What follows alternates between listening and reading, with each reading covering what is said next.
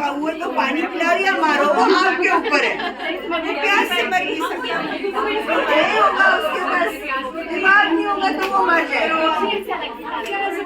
नहीं, आप ड्रामा भी होना है। अगर वो कौवा और पानी नहीं पी पाए तो वो मर जाएगा। तो आपका इंटरप्रिटेशन आपके कौवे के पास दिमाग है। चट्टान भी बनो,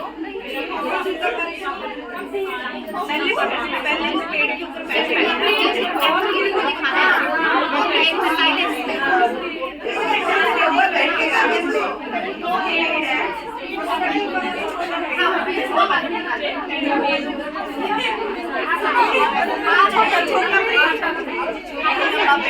5 minutes left. 5 minutes left.